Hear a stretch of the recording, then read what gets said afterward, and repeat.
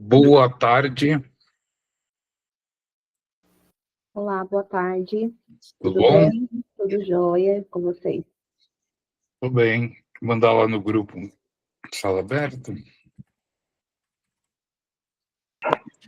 Olá, boa tarde. Boa Gente, tarde. hoje eu vou precisar ficar de câmera fechada e às vezes até me ausentar.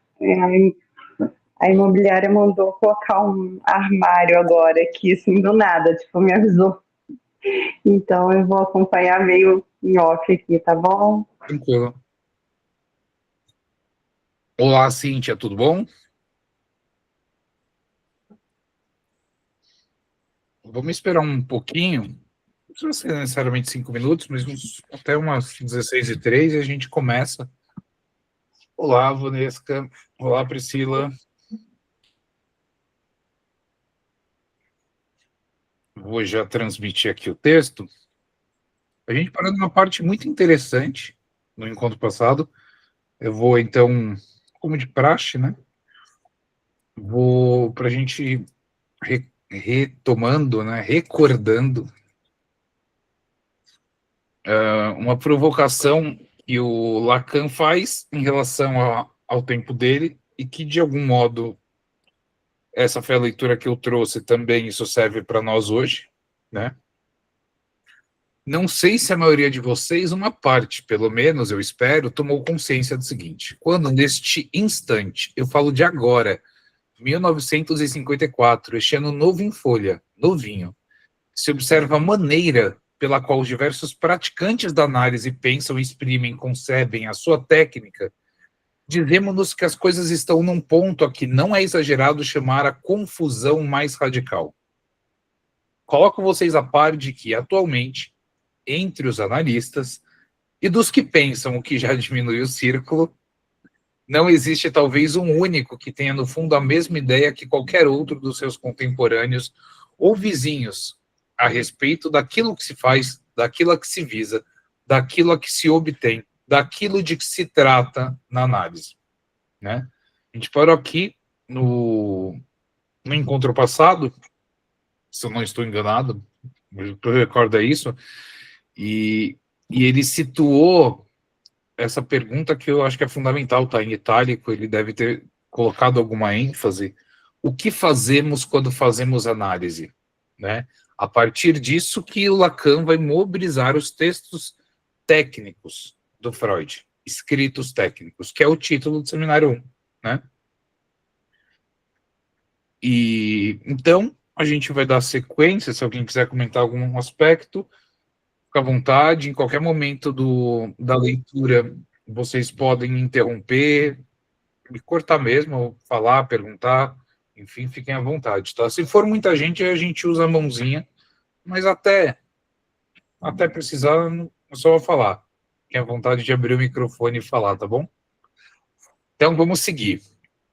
E mesmo a ponto de podermos nos divertir com esse joguinho, um comentário, acho que é interessante ver a dimensão do cômico aparece muitas vezes no Lacan, né? Inclusive para alguns chave de leitura, num sentido de às vezes deboche, às vezes ironia e às vezes levar muito a sério, né? Se levar muito a sério e levar Lacan muito a sério também. Acho que isso é um aspecto que ele traz muitas vezes esse elemento do jogo, da diversão, do cômico, né? Que eu acho que cabe a gente deixar ecoar, né? Mesmo a ponto de podermos nos divertir com esse joguinho, seria comparar as mais extremas concepções, veríamos que elas chegam a formulações rigorosamente contraditórias, e isso sem procurar amantes de paradoxos. Aliás, eles não são tão numerosos, tem os amantes de paradoxos. A matéria é suficientemente séria para que diversos teóricos abordem sem desejo de fantasia, e o humor está, em geral, ausente das elucubrações sobre os resultados terapêuticos, suas formas, seus procedimentos e as vias pelas quais o obtemos. Fica-se contente em se segurar no balaústre, no parapeito de algum pedaço da elaboração teórica. Aqui que falei isso. de Freud. É só isso que dá a cada um a garantia de que ainda está em comunicação com os seus confrades e colegas. E eu acho muito interessante o termo confrade, né? Remete a uma confraria, um pequeno grupo, não necessariamente seita, mas tem a ver com esse grupo restrito, né, dos confrades, né? Esse termo ele evoca muito a questão da Idade Média, dos grupos que vão se formando com ligas, espécies de associações, depois isso vai derivar, inclusive, na maçonaria. Então, tem uma ideia, assim, dos iniciados, evoca um pouco essa dimensão, e que comporta uma dubiedade, essa palavra, acho que.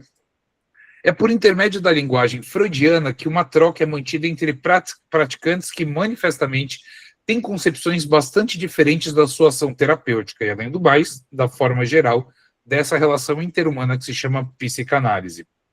Lemos sim na semana passada. Quando digo relação interhumana, você já vê que coloco as coisas no ponto a que chegaram atualmente. Com efeito, elaborar a noção da relação do analista e do analisado é a via na qual se engajaram as doutrinas modernas para tentar encontrar uma base que corresponda ao concreto da experiência. A gente foi nesse parágrafo também, agora que eu recordei do Tio Boris. Está certamente aí a direção mais fecunda, seguida depois da morte de Freud. O Balin chama ele Tio Boris Psychology, Psicologia dos Dois Corpos, termo que, aliás, não é dele, mas tomou emprestado ao falecido Rickman, uma das raras pessoas que talvez tenha tido um pouco de originalidade teórica no meio dos analistas desde a morte de Freud. É em volta dessa fórmula que se podem reagrupar facilmente todos os estudos sobre a relação de objeto, sobre a importância da contratransferência sobre um certo número de termos conexos, entre os quais, no primeiro plano, a fantasia, o tema da fantasia. A interreação imaginária entre analisado e o analista é, portanto, algo que teremos de levar em conta. Será que isso quer dizer que estamos por aí numa via que nos permite situar bem os problemas? Por um lado, sim, por outro lado, não. Há um grande interesse em promover uma pesquisa desse tipo na medida em que marca bem a originalidade daquilo que se trata em relação a um One Boris Psychology, psicologia de um corpo único, né? Psicologia construtiva habitual. Mas será suficiente dizer que se trata de uma relação entre dois indivíduos? Será por aí que podem perceber os impasses por onde são atualmente levadas as teorias de técnica?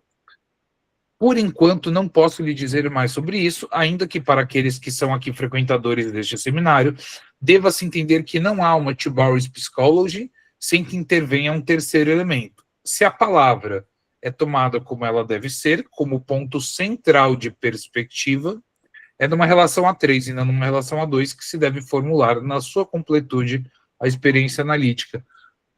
A gente até tinha comentado no encontro passado, desse ponto, o terceiro como a transferência, né? A palavra e a transferência operando aí pode ser lida nesse sentido. Essa parte que eu estou retomando, estou indo mais rápido, depois eu vou uma leitura menos apressada. Não quero dizer que não se possa exprimir fragmentos, pedaços, facetas importantes disso num outro registro. Aí se aprende em que dificuldades barram os teóricos. É fácil de compreender se o fundamento da relação interanalítica é efetivamente algo que devemos representar como triádico. Há várias maneiras de escolher dois elementos nessa tríade. Pode-se colocar o acento sobre uma ou outra das três relações diádicas que se estabelecem ali dentro. Isso será, vocês verão, uma maneira prática de classificar um certo número de elaborações teóricas que se fazem sobre a técnica. Ponto 3. Tudo isso pode lhes parecer, por enquanto, um pouco abstrato, e quero tratar de lhes dizer algo mais concreto para introduzi-los nessa discussão.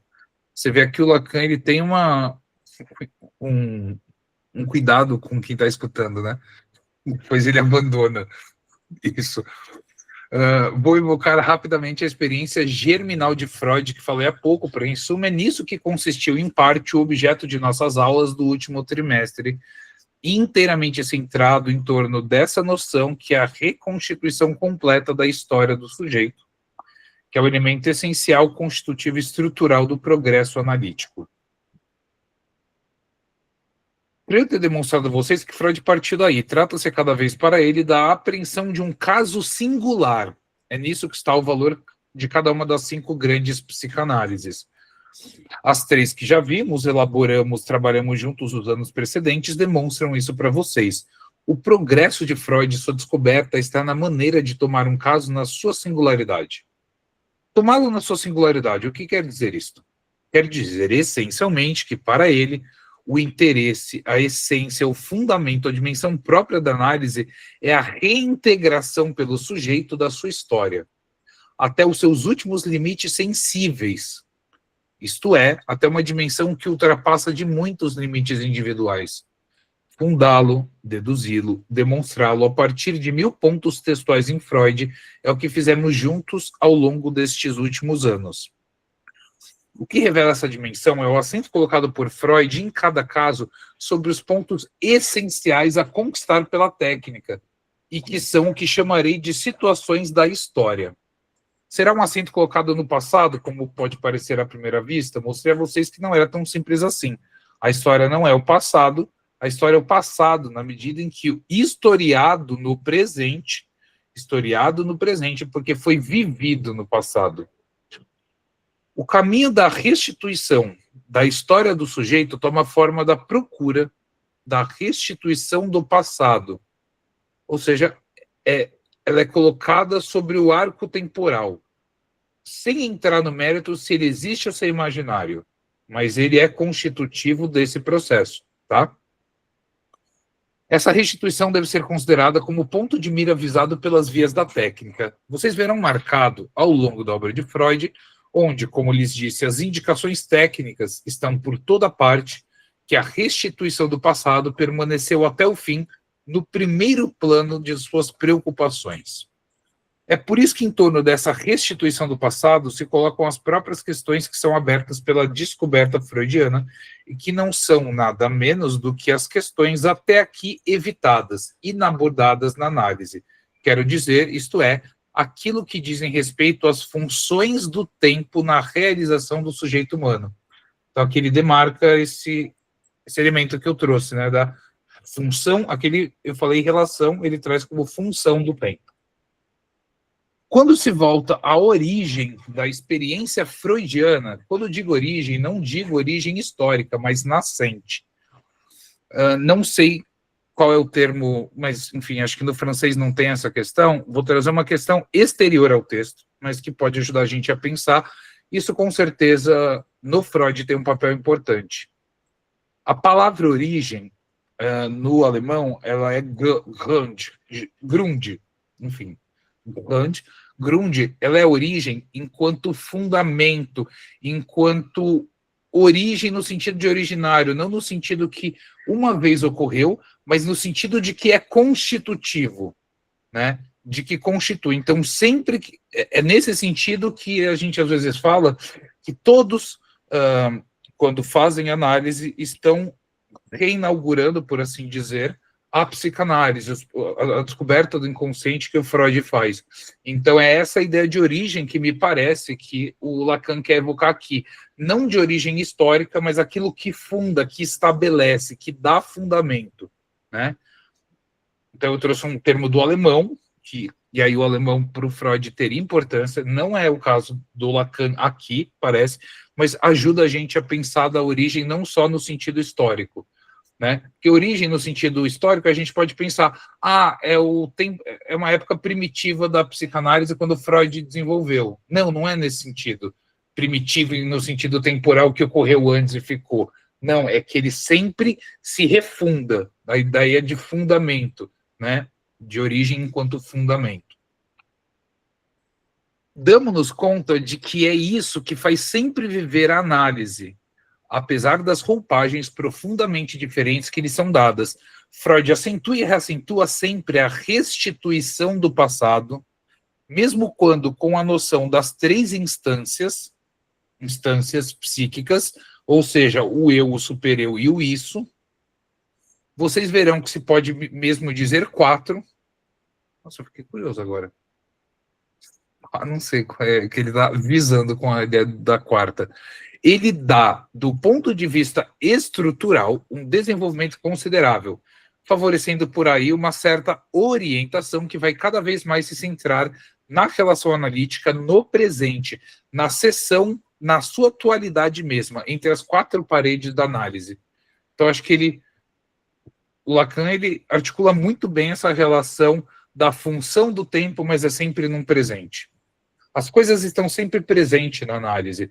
Se é dito, é porque ela está presente, e não no passado.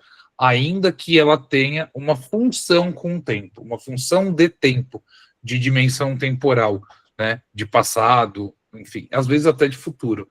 Mas, enfim. Agora, a quarta noção de instância, não faço ideia. Vamos ver se ele fala depois. Para sustentar o que estou lhe dizendo, eu só preciso evocar um artigo que ele publicou em 1934, que é um texto ótimo, Construção em Análise, aonde se trata, ainda e sempre, da reconstrução da história do sujeito. Não se pode ver exemplo mais característico da persistência desse ponto de vista do começo ao fim da obra de Freud.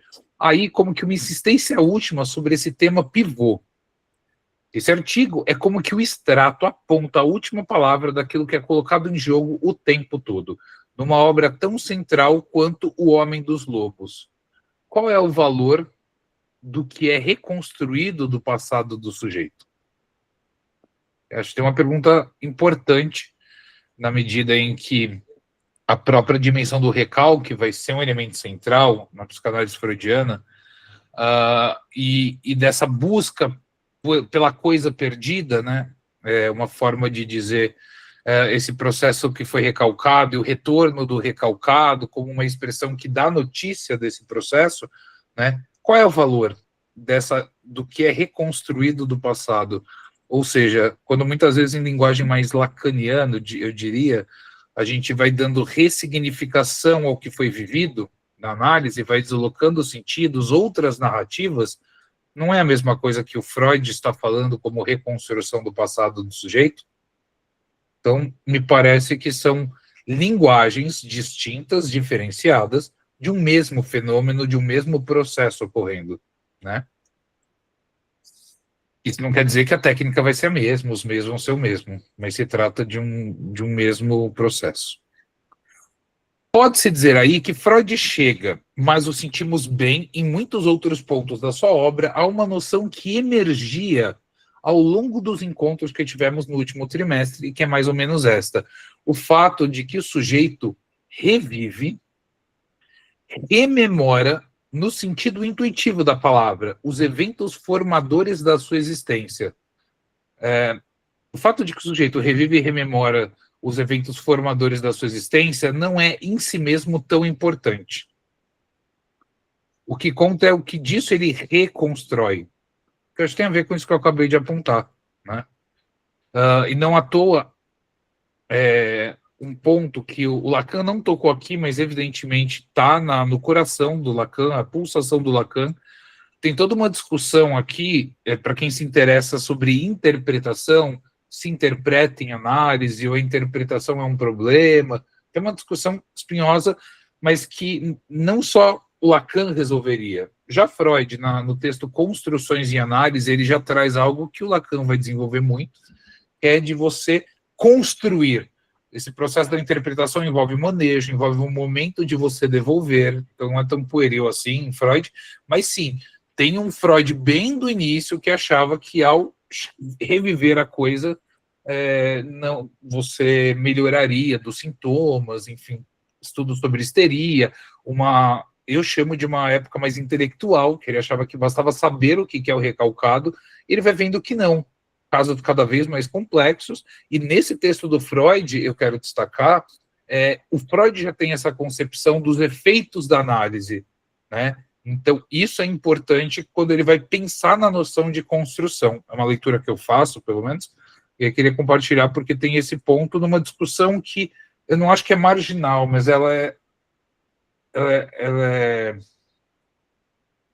atravessa, transversal, nisso que o Lacan está dizendo aqui, né? Então, Lacan fala, o que conta não é tanto reviver essas coisas, mas reconstruir. Há sobre esse ponto fórmulas surpreendentes. Afinal, escreve Freud, trauma, os sonhos são ainda uma maneira de se lembrar. Vai mesmo até dizer que são, afinal de contas, um representante satisfatório daquilo de que se trata. Eu quero dar um destaque muito importante para essa palavrinha aqui, que eu acho que a gente usa e não pensa muito no que ela pode significar. Eu acho que em Freud, toda metapsicologia, toda concepção de Freud se assenta de alguma forma numa certa teoria ou compreensão da representação, né? Então, quando ele fala representante, vamos pegar isso aqui como um exemplo, um exercício. Ora, no sonho, o sonho é um processo simbólico, mas o que é um processo simbólico? É um processo que eu represento processos, demandas, desejo, pulsões, necessidades, por uma representação, seja pictórica, imagética, seja por palavras, né? Eu escrevi inclusive nas minhas redes essa semana, um pouco o paradigma do teatro. O teatro não é isso que nós, seres humanos, tentamos no palco representar emoções, processos históricos e várias coisas, dar corpo a coisas que são abstratas e complexas. De alguma forma, a mente é isso, é o teatro da nossa mente, né? O sonho, me parece. E o teatro, pela dimensão de representação, e lembremos que o mito do Édipo, ele é, sobretudo, uma peça de teatro. A história do Édipo e a representação de um processo. Então, eu arrisco dizer que uma psicanálise que amplia a noção de representação, ela se enriquece nesse sentido, né? E aqui, então, o Lacan está dizendo que, afinal de contas, o sonho é um representante satisfatório, ou seja, não é completo, não pega o desejo por completo, né? Mas satisfaz em algum nível algo que é do inconsciente, ou seja, o desejo inconsciente. O sonho é a realização de um desejo, ou seja, é uma realização no sentido de que satisfaz em algum nível, não plenamente, mas em algum nível, né? Então, acho que a ideia de representante e representação é fundamental. Quem quiser se aprofundar nisso, 2 textos do Freud que eu acho que são seminais, o Concepção sobre Afasias e o Projeto de Psicologia Científica do Freud, que são textos que estruturam essa concepção de maneira muito boa. E se quiserem ver de maneira mais aplicada, tem um texto curto que é sobre as paralisias motoras e orgânicas e psíquicas, que é um texto do Freud que tem no volume 1 da Companhia das Letras, volume 1 da Imago, né, das obras completas, que tem esse texto para quem quiser se aprofundar. Voltando, então, certamente... Professor, só pode falar assim. Quando a gente pensou nesse quarto elemento, aí ficou essa dúvida, pode ser o recalque? Poderia ser? O recalque como quarto elemento ou eu não saber como recalque? Eu não entendi a pergunta. Não, o recalque mesmo, como quarto elemento. Talvez, mas eu acho que isso entraria num problema pensando psicose, né? Não que o psicótico não recalque algo, mas não é o modo de lidar com a castração de maneira estruturante. Mas pode ser que seja, mas não me vem com força a ideia de que o recalque seria uma instância, porque é um mecanismo de defesa. Então, pensar em termos de instância me parece ser algo que estrutura a pulsão, né? Algo que estrutura e organiza a pulsão. De início, você tem apenas um isso, um it, que é um algo psíquico, que o Freud diz, e aí a gente vai formando o eu. A gente não nasce com o eu constituído, o próprio Lacan, depois no estágio do espelho, desenvolve, e o super-eu é uma herança dos pais, ou seja, é uma forma também de produzir uma instância que seja a voz, a lei internalizada, né? Um processo de interiorização ou introjeção, se quiser usar o termo do Ferenczi, o Jung e o próprio Freud usa em diversos momentos. Então, para pensar uma quarta instância, eu pensaria o que tem esse papel estruturante, né? Talvez, me vê agora falando, talvez a ideia do sintoma. O sintoma talvez como uma instância, mas eu acho difícil. Eu acho que bagunço o coreto, digamos assim. Mas pode ser, não sei. Obrigada. Mas é uma possibilidade, eu acho que é interessante isso, trazer possibilidades do que poderiam ser. Acho que o recalque tem uma função central, evidentemente, mas eu não sei se enquanto uma instância, né, porque ela é um mecanismo de defesa, então ela sempre está situada nos processos de um conflito, de respostas de conflitos, né? Vocês falando, me veio o desejo, talvez, porque aí está em todas as estruturas Uhum. e, de certa forma, movimenta, né, essa estrutura em algum ponto. Eu não sei se a gente poderia chamar o desejo de instância. É interessante. Eu costumo ler o desejo a partir do id, né? Desejo inconsciente como esse algo psíquico, esse isso psíquico. Mas, se for pensar o desejo como algo que é como uma instância à parte, faz sentido. Como está em tudo, enfim, articula, né? Mas assim como o super-eu é um derivado do eu e o eu é um derivado do isso, também podemos pensar o desejo como uma instância que não se separa do isso, faz parte dele, mas cria, digamos, uma certa fronteira, né? Assim como eu tenho uma certa fronteira e o super-eu, né? No sentido de que não é tudo a mesma coisa. Fronteira nesse sentido. E também no sentido topológico, né? Do desenho que o Freud faz da topologia, né? Do chamada segunda tópica.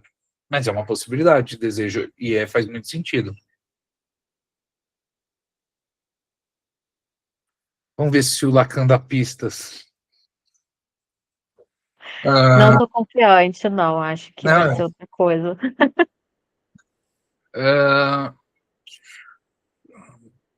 vai mesmo dizer que, afinal de contas, o sonho é um representante satisfatório daquilo de que se trata. Certamente, sobre a sua forma manifesta de lembranças, não o são. Ou seja, o sonho, como lembrança, ou seja, a forma manifesta, não é um representante satisfatório aqui, mas, se o elaboramos suficientemente, nos dão o equivalente daquilo que procuramos, né? E aí eu faço uma pergunta para vocês, se vocês quiserem, se sentirem confortáveis, mas vocês entendem o conteúdo latente como inconsciente ou não? Como que vocês fazem a leitura pegando o exemplo do sonho, tem o conteúdo manifesto, eu lembrei que o sonho é assim, e tem o conteúdo latente, né? O conteúdo latente seria consciente, pré-consciente, inconsciente, como que vocês veem essa relação de sistemas? Eu creio que seja inconsciente com pré-consciente, né? Porque vem do inconsciente, tem a figurabilidade das imagens, né? Que chega ao pré-consciente. Não sei, pensando aqui também. Oi, Marília, pode falar.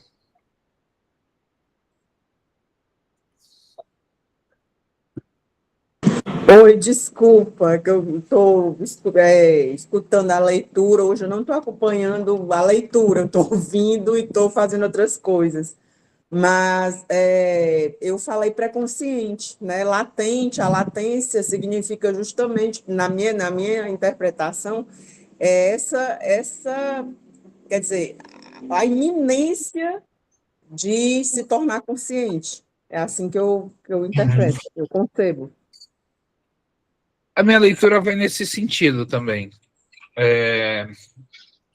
Até porque, e assim, isso pode mudar no Lacan, mas enquanto a gente não viu o Lacan formulando, pelo menos nesse seminário, acho que vale a gente pensar nesse, talvez, duplo registro. Em Freud, Em Freud, ele fala que nós não conhecemos o inconsciente, que apenas os seus efeitos. E o pré-consciente é justamente um sistema intermediário entre inconsciente e consciência. Então, desse ponto de vista, eu faço a leitura de que o conteúdo latente é o conteúdo do pré-consciente, e quando a gente elabora nossas questões, a gente está justamente nesse campo pré-consciente que a gente consegue, com palavras, se referir, e a gente fala do nosso desejo, mas, no fundo, o desejo inconsciente que o Freud fala, é a realização de um desejo, ele é isso da ordem do inconsciente e do qual a gente conhece apenas seus efeitos, que vão ganhando forma no conteúdo latente, né, de forma simbólica, né, e de forma propriamente imagética, pictórica, né, onírica, enquanto conteúdo manifesto, que é o conteúdo consciente do que a gente recorda do sonho. Então, essa é um pouco a minha leitura, para a gente pensar essa diferença da forma ou conteúdo manifesto, do que eu recordo do sonho, e da elaboração que a gente faz. Até porque, durante um tempo, eu pensava que a elaboração, a interpretação do sonho, a elaboração, era o inconsciente. No máximo, se a gente usar de maneira metafórica, né? Para se referir a um processo que nós desconhecemos, que é o inconsciente. Mas se for de maneira tópica, né? Dos 3 sistemas que o Freud fala, eu entendo a forma manifesta como pré-consciente, como efeitos do inconsciente que nós somos capazes de falar, de abordar, de nos aproximar. Porque o inconsciente, ele mesmo, a gente só não conhece, segundo Freud, só pela sua tradução na consciência. Então, acho que me parece que é nesse crivo, e pelo menos é dessa forma que eu leio esse comentário do Lacan, né? Aí o Lacan diz: será que vocês percebem aonde chegamos? Chegamos à concepção do próprio Freud, a ideia de que se trata da leitura, aqui, da tradução qualificada, experimentada do criptograma, o enigma, né, que representa o que o sujeito possui atualmente na sua consciência.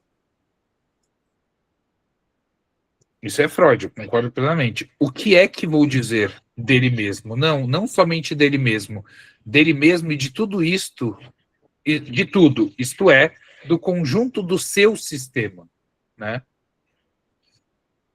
A restituição da integralidade do sujeito, disse-lhes há pouco, apresenta como uma restauração do passado. Mas o acento recai sempre mais sobre a face da reconstrução que sobre a face da revivência, no sentido que estamos habituados a chamar afetivo, né? Aqui acho que no sentido do que nós sentimos ao recordar o passado, né? Acho que ele demarca essa dimensão do afetivo. O revivido exato, que o sujeito se lembre de algo como sendo verdadeiramente dele, como tendo sido verdadeiramente vivido, que se comunique com ele, que o adote. Temos nos textos de Freud a mais formal indicação de que não é o essencial. O essencial é a reconstrução, é o termo que ele emprega até o fim. Aí há algo absolutamente notável e que seria paradoxal se, para aceder a isso, não tivéssemos a percepção do sentido que isso pode ter no registro da palavra, que eu procuro aqui promover como sendo necessário a compreensão da nossa experiência. Direi, afinal de contas, o de que se trata é menos lembrar do que reescrever a história.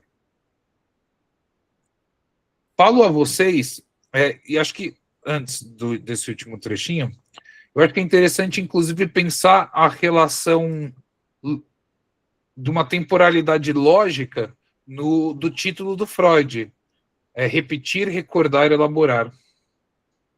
Né? Então, acho que tem aí outro indício do que o Lacan está dando ênfase nesse momento, né? Falo a vocês do que há em Freud. Isso não quer dizer que ele tenha razão, mas essa trama é permanente, continuamente subjacente ao desenvolvimento do seu pensamento. Aqui ele já coloca um lugar de não sou necessariamente eu, estamos falando do Freud, né? Ele nunca abandonou algo que só se pode formular da maneira que eu acabo de dizer: reescrever a história. Fórmula que permite situar as diversas indicações que ele dá a propósito dos pequenos detalhes nos relatos em análise. E aí, o que vocês acham dessa noção de reescrever a história? Alguém quer comentar alguma coisa antes de ir para o ponto 4?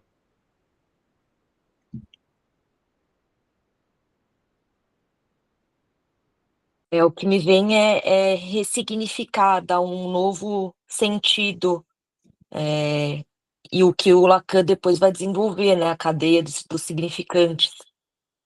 Me vem um pouco isso, em reescrever a história. Sim. Eu penso num jargão que a filosofia, até a espiritualidade às vezes usa, no sentido de importa menos a coisa em si, mas como nós lidamos, recebemos a coisa, as nossas ideias e percepções das coisas, né? Então, me parece evocar um pouco essa questão também, no sentido de que eu vivi uma coisa, e eu tomo essa coisa por um certo sentido, por um certo vértice, por uma certa direção que me afeta, alegre ou triste. A partir do momento que não deixou de acontecer, mas eu vou deslocando o sentido, dando novos sentidos, né? Então isso vai me afetar de uma forma diferente, porque o que ocorreu não importa tanto, importa como isso está em nós, né? E aí me parece que se esse raciocínio fizer sentido, eu acho que é preciso considerar a dimensão importantíssima da fantasia, porque memória, recordação também é costurado pela fantasia, porque não é exatamente o que houve, não é um registro fidedigno, é uma realidade psíquica, né, que nem sempre corresponde à realidade objetiva, fora de mim. E por mais que a fantasia seja um termo que muitas vezes é carregado como algo ruim, meio moral, eu acho que é fundamental. Sem nenhum nível de fantasia, de dimensão do imaginário nesse processo, esse deslocamento do sentido, não sei se é estritamente do simbólico, se não tem aí também um processo, um avizinhamento, por assim dizer, do imaginário, no sentido de ver, de deslocar a visão e o ponto de vista e a partir disso lidar diferente com o mesmo fato ocorrido, né? Não sei se vocês concordam, discordam, mas me vem muito isso, sabe? Não jogar fora o bebê com a água do banho, tipo, não vamos jogar fora a fantasia como, nossa, coisa horrível, enfim, é a forma como a gente se inscreve no mundo a partir das imagens e sem isso não tem um ser humano, não tem corpo que aguente, né? Mas lógico que tem seus excessos e seus problemas quando a gente tem uma preponderância de qualquer um dos três registros, imaginário, simbólico ou real. Eu acho que isso é pertinente, né? E eu falo isso porque eu entendo que clínica do real é um termo na psicanálise lacaniana que ela não quer dizer só o real, mas tem um fetiche também, eu acho, do real, sabe? Um fetiche no sentido de o que importa é o real, o que é importante é o real, tipo, é desimportante o imaginário, ou menos importante o imaginário, intermediário o simbólico, ou, enfim. Eu acho que essas hierarquizações dos registros eu tendo a ver como problemático, mas enfim. Isso foi só digamos, uma digressão, mas acho que tem a ver com reescrita de sentidos mesmo, né? Pode falar, Marília. Bruno, quando você fala da ideia da preponderância do real, você poderia me dissertar mais, falar mais sobre o que é que você quer falar com o conceito de real? O que seria esse real? Eu tenho uma leitura, eu ainda estou estudando esse tema, não é nada simples, Mas eu estou pensando o que eu entendi, como eu absorvi, incorporei essas três ordens ou registros que o Lacan fala. Muitos falam que o real é da ordem do... Como que é o nome? Do inapreensível, daquilo que você não apreende. Eu tenho algumas dúvidas se é do inapreensível ou do inapreendido. Ou seja, que naquele momento um determinado campo não foi aprendido, não conseguiu ser incorporado com a linguagem. Eu acho que, lógico, tem uma dimensão que talvez nunca seja aprendido, mas que seja por si só inapreensível. Eu fico me perguntando se isso é da ordem, entre aspas, das coisas ou da ordem da nossa capacidade de aprender algo, né? Porque senão o real vira o substituto para qualquer ignorância nossa ou incapacidade de elaborar de forma mais ampliada ou de fazer a inscrição no simbólico, né? Então eu tenho um pouco a leitura do real como essa instância do qual, do ponto de vista da existência, ela é o que existe sempre, e o corpo humano se inscreve no imaginário e no simbólico, numa forma de lidar. Então tem o real do corpo e tem o real além do corpo, que toca esse corpo, que afeta esse corpo, que é pulsional, que é gozo, enfim, um conjunto de questões, e que o corpo, ao lidar com o real, ele vai fazer borda ou costura a partir do quê? A partir do imaginário, mais imediatamente, nos seus primeiros momentos, e a inscrição na linguagem e depois na língua que vai se constituindo, com pensando a dialética de Peano, inclusive, né? Do nascimento, do bebê, e o processo de inscrição nesse registro. Então eu penso um pouco por aí essa questão, e aí quando a gente fala clínica do real com acento ou com uma tendência de menosprezar o imaginário, que é um exemplo, eu acho ruim. Vou dar um exemplo. Será que tem a possibilidade de eu mudar, de deslocar sentido se não há imaginário, quando eu não consigo nem vislumbrar um outro cenário? Como que eu saio de um lugar se eu não consigo vislumbrar ou ver qualquer cenário que seja outro? Então, o cenário tem um fator positivo, tem um fator interessante, tem um fator que eu acho que é fundamental, né? Lógico, também tem problemas, tem toda a questão da visão única, do sentido único que a imagem porta, né? Mas essa minha leitura é um pouco um exercício de desmoralizar os registros, né? De o bom e o ruim, né? Eu acho que fica muito pobre quando a gente pensa assim, e eu acho que, enfim, a gente tende a moralizar mesmo, né? A muitas coisas. É da ordem da nossa constituição humana, inclusive, do nosso desamparo, a gente instituir certas balizas morais, de certo modo, mas eu acho que a experiência rica da psicanálise é conseguir sair do âmbito da moralização e entender o funcionamento das coisas, para além de bem ou mal, perversão, neurose, psicose, são exemplos muito explícitos dessa dimensão. Mas então o real seria isso, é aquilo que ou não é aprendível ou aprendido, no sentido daquilo que a linguagem ainda não conseguiu se assenhorar, tomar para si, e fica como aquele ponto do qual a gente não consegue dizer, mas a gente é afetado por ela, a gente sente ela, a gente também é efeito dela, né? Mas não condizendo totalmente com a realidade, mas evocando de certo modo. Então não é toda a realidade que é real, mas o real como um termo, um conceito dificílimo do Lacan para se referir, então, a esse elemento do que é sem sentido. E aí, para finalizar, qual é a baliza mais segura para eu pensar os três registros? Eu li em algum lugar, não lembro onde.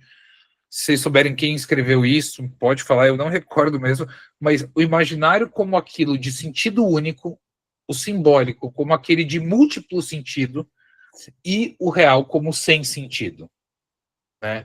Então, isso me ajuda também a entender a inscrição diferenciada nesses três registros, né? E o diálogo entre eles, porque nós somos, até depois na questão do nó borromeano, vai ter toda uma discussão, vai ter toda uma problemática em relação a como do sintoma, muitas vezes, costurar esses três registros, né? O nó como esse quarto elemento que unifica os três registros.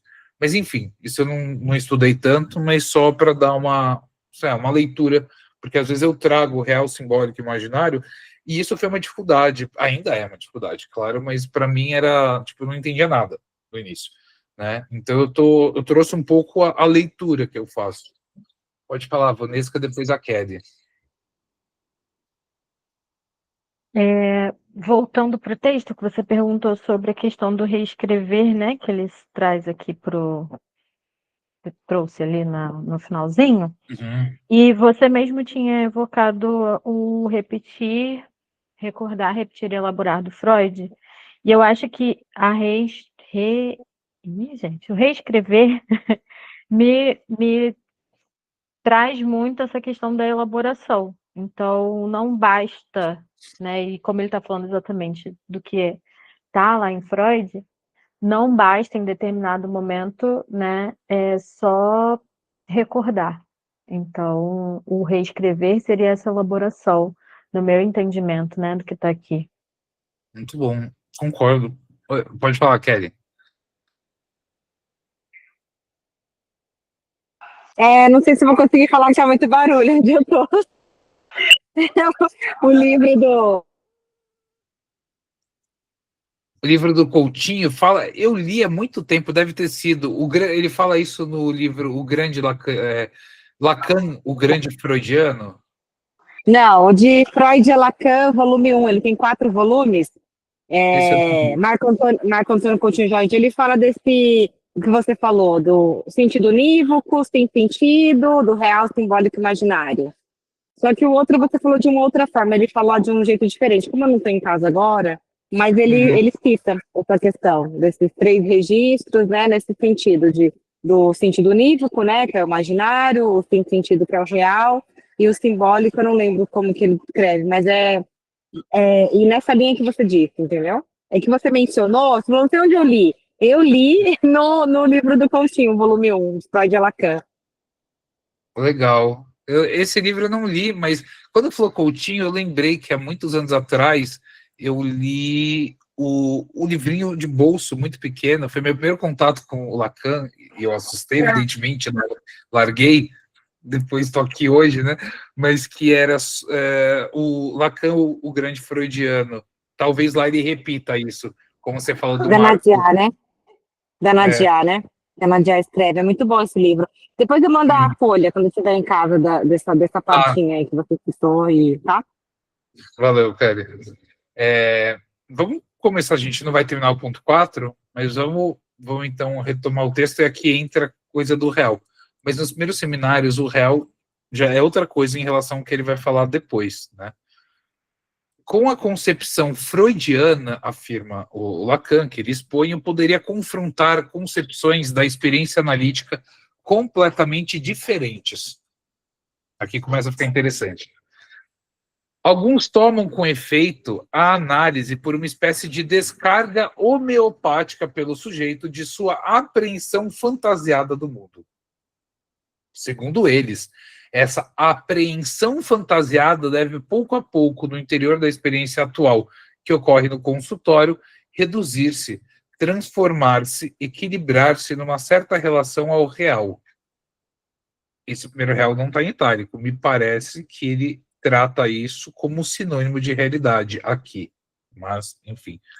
Aí se coloca o acento, como vocês veem, bem alhures do Kim Freud, ou seja, muito distante do Kim Freud, sobre a transformação da relação fantasiada numa relação que chamamos, sem ir procurar mais longe, de real. Aqui está com o itálico, talvez evoque o que depois vai ser a construção do real enquanto conceito.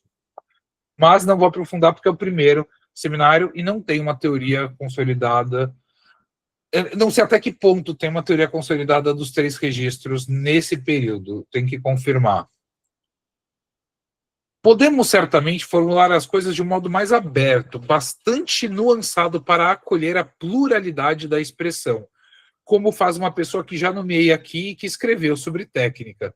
Nada impede que, no final das contas, acabe nisso.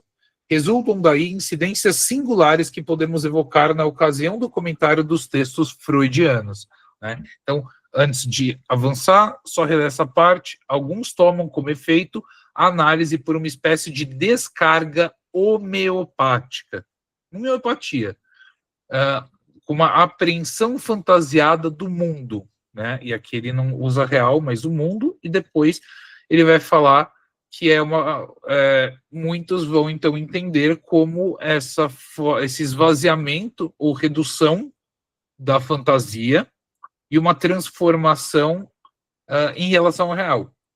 É inegável que aqui também está colocado uma certa adaptação. E o horizonte da psicologia do ego, me parece, também está aqui no horizonte. E que nessa época já era uma das críticas do Lacan, inegavelmente. Como é que a prática que foi instituída por Freud chegou a se transformar num manejo da relação analista-analisando no sentido que acabo de lhes dizer? É a questão fundamental que reencontraremos no curso do estudo que tentamos. Eu acho que ele está colocando isso, como que tudo aquilo que Freud formulou, desenvolveu, instituiu, virou isso, né?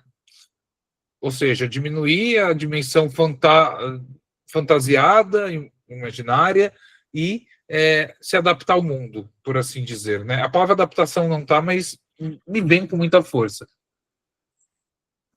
Essa transformação é devida à maneira pela qual foram acolhidas, adotadas, manejadas as noções que Freud introduziu no período imediatamente posterior ao dos escritos técnicos, a saber, as 3 instâncias: eu, supereu e isso.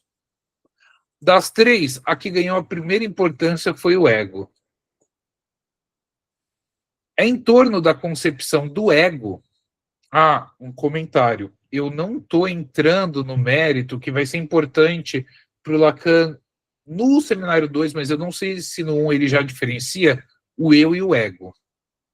Até porque o Lacan, no final, vai desenvolver uma noção de ego diferente do eu. Pô, é uma treta. E no francês tem o je e o moi. Né?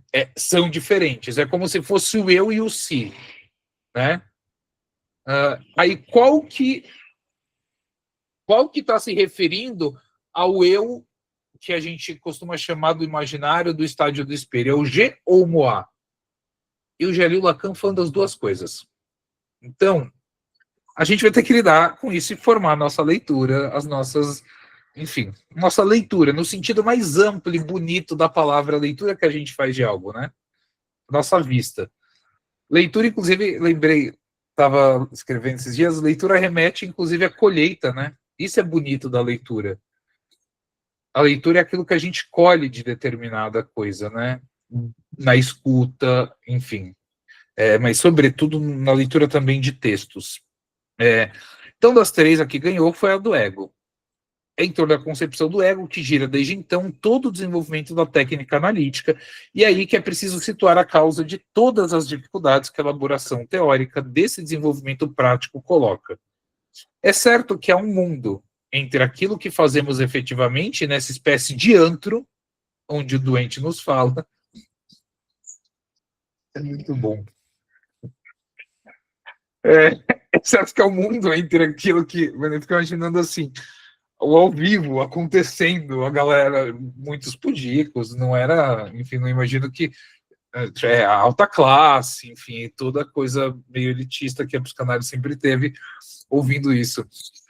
É certo que há um mundo entre aquilo que fazemos efetivamente nessa espécie de antro, onde um doente nos fala e onde, de tempos em tempos, lhe falamos.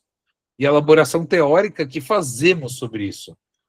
Mesmo em Freud, onde o afastamento é infinitamente mais reduzido, temos a impressão de que continua a haver uma distância. Essa ideia do afastamento é bem interessante em vários registros, inclusive, né? sobretudo onde de tempos em tempos lhe falamos, traz essa ideia de afastamento, né? Ele fala aqui que em Freud era mais reduzido, mas havia. Não sou certamente o único a ter me colocado a questão. O que fazia Freud efetivamente? Bergler se coloca preto no branco essa questão e responde que dela não sabemos grande coisa, salvo o que o próprio Freud nos deixou ver quando também ele colocou o preto no branco, o fruto de certas experiências suas, e em particular suas 5 grandes psicanálises. Temos aí a melhor abertura proposta da maneira pela qual Freud se comportava, mas parece que os traços de sua experiência não podem ser reproduzidos na sua realidade concreta, por uma razão muito simples sobre a qual já insisti: a singularidade da experiência analítica em se tratando de Freud.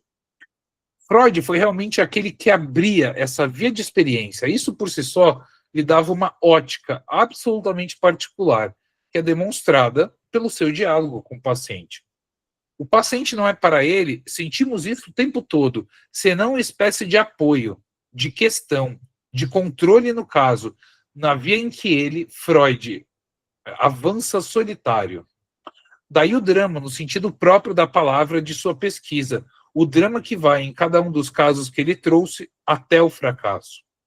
Aqui eu acho um retrato quase fenomenológico, né, dramático, né, de uma descrição desse processo, e o Freud, uma vez, ele falou, né, que ele gostava muito desse âmbito de pesquisa, e muitas vezes entre uma melhora parcial de um sintoma e um aprofundamento em relação a entender melhor o inconsciente, ele preferia o caminho para entender o próprio inconsciente. Então tem essa dinâmica de pesquisa que vai ter muito forte. Existe uma fala atribuída a Lacan, nunca li, mas já ouvi, que o Lacan supostamente teria dito que o Freud não era um analista. Por que eu trago isso aqui? Não sei se eu concordo, mas tem algum sentido. E lógico que me incomodou quando eu escutei isso. E como assim o fundador da psicanálise não é analista? Mas eu acho que essa dimensão que precisamos reconhecer que Freud, por não ter sido analisado, mas não só por isso, porque eu acho que é muito banal falar que é só porque ele não foi analisado, mas por um conjunto de fatores no qual a própria questão dos pacientes se colocava não só como um paciente, se colocava como a existência e a fundamentação de algo que ele estava descobrindo e buscando consolidar. Então, eu acho que, assim, fazer alguma justiça e ter alguma honestidade intelectual à situação, é difícil querer atribuir um certo critério ao Freud depois, com a psicanálise já consolidada, quando você não precisa fundamentar cada coisa. A gente tem tempo, disposição e uma certa literatura para poder falar do que é manejo, e não o que é o inconsciente, o que é isso que eu tenho que justificar do que eu estou fazendo, né? Então eu acho que eu colocaria essa dimensão, que é a dimensão que o Lacan parece estar trazendo aqui, né? Ou seja, de alguma forma, pode até ser violento no sentido de objetificar, mas ao mesmo tempo tem uma escuta, e nesse sentido tem uma escuta do sujeito, mas ao mesmo tempo é duplo, né? Não é ausente de contradição, no sentido bom da palavra contradição, daquilo que nos move, que ao mesmo tempo o outro também era motivo narcísico do qual o Freud atuava, trabalhava, fundava a psicanálise, procurava entender o inconsciente. É nesse registro, é nesse sentido que eu leio e interpreto o comentário do Lacan de que Freud avança solitário. Até o comentário de que o Freud precisava se dedicar a alguém, ele se dedicou às histéricas, né? A neurose obsessiva do Freud foi preenchida em grande medida pelas histéricas. Enfim, então, eu tenho um pouco essa leitura que eu quero compartilhar, porque acho que tem tudo a ver com o que está sendo dito nesse parágrafo. Pode falar, Carol. Olá, então, eu concordo bastante com você. E em alguns dessas 5 grandes psicanálises, né, isso fica bem demonstrado, assim, né, que em alguns casos ele realmente, assim, até se julga, né, quando ele apresenta, porque ele deixa de perceber certas coisas para avançar na pesquisa, né. exatamente isso. Eu estava lendo um texto da Ana Freud e eu fiquei muito impressionada, que eu não conhecia. Ele analisava ela, né? E era meio bagunçado o negócio ali, né? Porque era pai, analisava ela e depois analisava a companheira dela, né? E a Ana analisava os filhos da companheira. Então ainda não tinha essa coisa tão, né, como a gente tem hoje, essa questão mais ética, porque ele estava experimentando, né? Ele tinha essa coisa de ter que experimentar para fundamentar, inclusive, né? Nossa, você tocou num ponto que é muito interessante. A gente vai continuar o texto na semana que vem, a gente para nesse ponto, mas sobre isso ainda, porque eu trouxe mais a questão do ser analisado, mas a coisa da filha me parece que é o traço do homem, Freud, não uma fundamentação psicanalítica, porque nessa época ele já recomenda, desde o texto de 1912, sobre o início do tratamento, que você não trate pessoas próximas, familiares, enfim. E ele não cumpriu o que ele mesmo propôs. E aí eu acho que tem sim um traço do homem histórico controlador, enfim, com todos os aspectos disso, né? É, o que não invalida muitas das coisas, mas essa dimensão de realça essa questão de pesquisa. Eu acho que tem textos, eu não lembro agora de mente, assim, de cabeça, qual, mas tem muitos textos que o próprio Freud aponta, né? Se você quiser conhecer o inconsciente, com uma melhora pontual, pronto.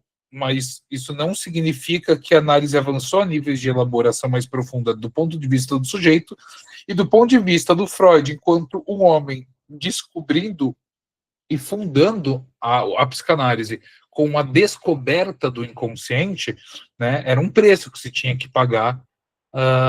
Agora, o quanto o outro estava ciente e disposto a pagar esse preço ou não, aí eu não sei, eu não conheço tão bem a vida biográfica de Freud para poder apontar, mas sim, a noção ética ela vai ser profundamente desenvolvida com Lacan, isso é muito interessante, mas tem elementos éticos, mas também tem coisas que o Freud fez que vão contra o que ele falava, né?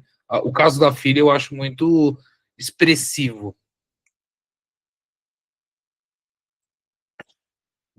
Mas eu acho que então tem esse ponto. Então, vou fechar aqui.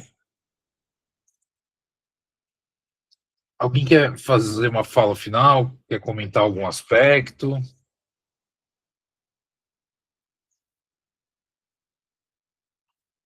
Então, a gente encerra aqui por hoje e a gente se encontra na semana que vem para continuar a leitura do Seminário 1.